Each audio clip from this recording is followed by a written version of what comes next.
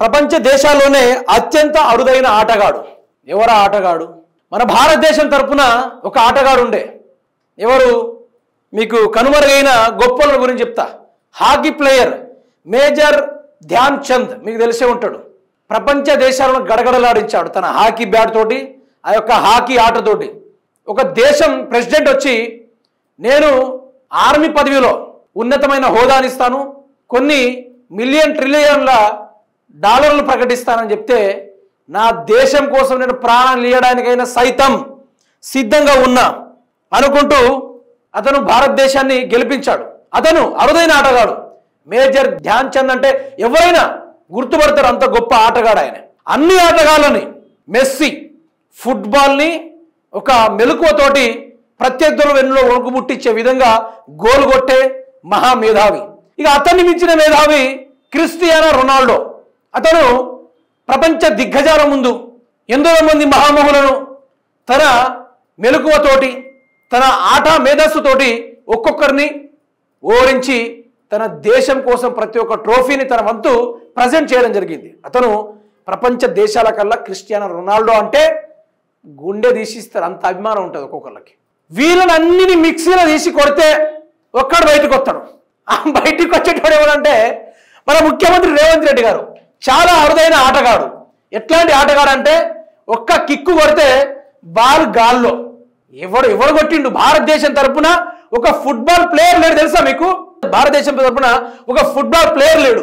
అటువంటి football player ఎక్కడ దొరుకుతాడని national coaches federation association touch నుంచి ఎందరో మంది గాలింపు చేశారు భారతదేశంలో. ఎవరైనా ఫుట్బాల్ని ఇట్లా డిఫ్ఫడఫా కొట్టేటోడు ఎవరైనా ఉన్నాడా అంటే ఎక్కడ కూడా దొరకలేదు.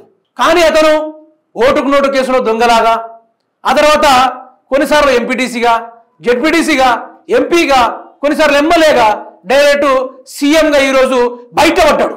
అంత గొప్ప మహానుభావుడు, భారతదేశ పేరుని చరిత్ర నిలబెట్టేటోడు మేజర్ ధ్యాన్ చంద్. అంతా ఆటలో మెలకువ కలిగిన వాడు.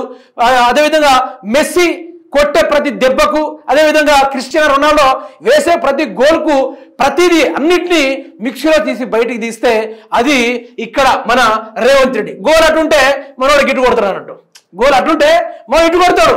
అది భారతదేశం యొక్క మెలకువలు. ఆటగాడండి, ఆటగాడు. ఇతను మించిన ఆటగాడు ఎక్కడైనా ఉన్నాడా? మీరు ఇంకో ఫోటో కూడా చూపెడతారు, బాగుంటుంది చూడండి.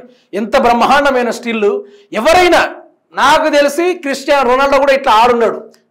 ఇంకోటి కూడా తీస్తా. ఇక చూడండి, నాకు తెలిసి ఈ అబ్బాయి మిజోరమా లేకుంటే మణిపూర్ అబ్బాయి.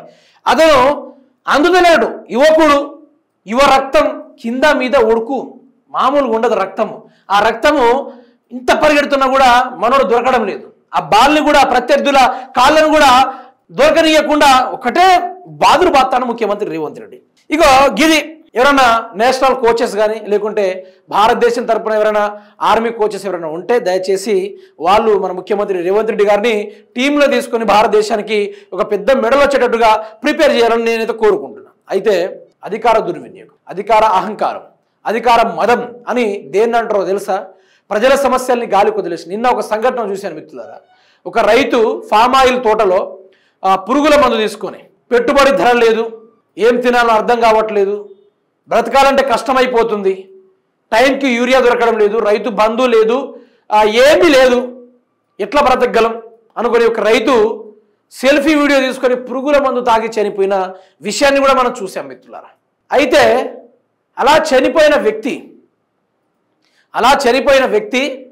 అతని గురించి కాంగ్రెస్ ప్రభుత్వం పట్టించుకోలేదు. గురుకులాల్లో ఫుడ్ పాయిజన్ అయి చనిపోతున్నారు పాపం. అసలు చెప్పాలంటేనే బాధ అవుతా ఉంది, అసలు మామూలు బాధ కాదు. దాని గురించి ఏ మంత్రి కానీ, ఏ ఎమ్మెల్యే కానీ, ఏ గాడిది కొడుకులు కానీ బయటకు వచ్చి ఎవరు మాట్లాడలే. కలెక్టర్ లేడు, అధికారులు లేరు, ఎవ్వరు లేరు. ఆ కుటుంబాన్ని ఆదుకునే ఒక్క గాడిది కూడా ఈరోజు ప్రభుత్వం లేదంటే ఎంత సిగ్గుచరం మిత్రులారా, ఎంత సిగ్గుచరం. కేసీఆర్ ప్రభుత్వం ఉన్నప్పుడు ఏ రైతైనా ఒకవేళ చనిపోతే, ఒకవేళ ఓపిక తట్టుకోలేక చనిపోయి ఉంటే ఆ కుటుంబాన్ని దగ్గరికి వెళ్ళి ఆ నియోజకవర్గంలో ఎమ్మెల్యే ద్వారా 10 లక్షలు, ఆ కలెక్టర్ గవర్నమెంట్ తరఫున ఒక 10 లక్షలు వచ్చేటట్టుగా ఆ కుటుంబాన్ని ఆదుకునేటట్టుగా ప్రభుత్వం ఎంతో కొంత కసరత్తు చేసింది. కానీ ఈ ప్రభుత్వంలో ఏమైంది? రైతు భరోసా లేదు. రైతు చనిపోగానే రైతు బీమా అనే పథకాన్ని తీసుకొచ్చారు కదా, ఆ పథకం డబ్బులు కూడా రావడం లేదు ఈరోజు. ఎంత ఘోరంగా మారిపోయింది పరిస్థితి అంటే అవన్నీ చూస్తూ ఉంటే బాధ అనిపిస్తుంది. ఎందుకంటే ఆ స్టేజ్ నుంచి వచ్చిన వాళ్ళమే, ఒక పంటకు సరైన గిట్టుబాటు ధర లేకుంటే 6 గలం కష్టపడిన కష్టాలను చూసి ఏడుపు వస్తుంది, చనిపోవాలని ఒకటే, వేరే ఆలోచన ఉండదు ఆ రైతు ఒక ఆలోచన. ఆ ఆలోచన రాకుండా 10 ఏళ్ళు కేసీఆర్ బ్రహ్మాండంగా పరిపాలిస్తే ఈనాడు ఈ కాంగ్రెస్ పెద్దలు పురుగుల మందు తాగి చనిపోతున్నా కూడా ఎంకరేజ్ చేస్తున్నారు కానీ తప్ప ఎక్కడ కూడా ప్రజల్ని ఆదుకోవడం లేదు, ఎక్కడ కూడా ఆదుకోవడం లేదు.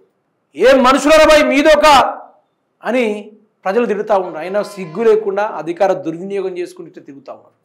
మన ముఖ్యమంత్రి రేవంత్ రెడ్డి చూసుకుంటే ఇక ఆయన అంత టైం ఉంటే ప్రజల దగ్గరికి వెళ్ళొచ్చు కదా, ఆ చనిపోయిన కుటుంబం దగ్గరికి వెళ్ళొచ్చు కదా. ఈరోజు ఎందుకు వెళ్ళడం లేదు? మనిషి బ్రతుకు చావంటే లెక్కలేదా కాంగ్రెస్ పార్టీకి? వాళ్ళ సంపాదించుకున్నాడు ఓట్లు మొదటి ఇదేనా?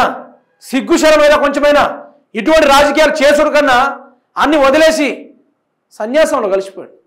లేకుంటే చక్కగా జైల్లో పోండి. ప్రజల ప్రాణాలు ఎందుకు తింటున్నారు? ఎందుకు ప్రజలను హింసిస్తూ ఉన్నారు? రాష్ట్ర ప్రజలారా మేలుకోండి.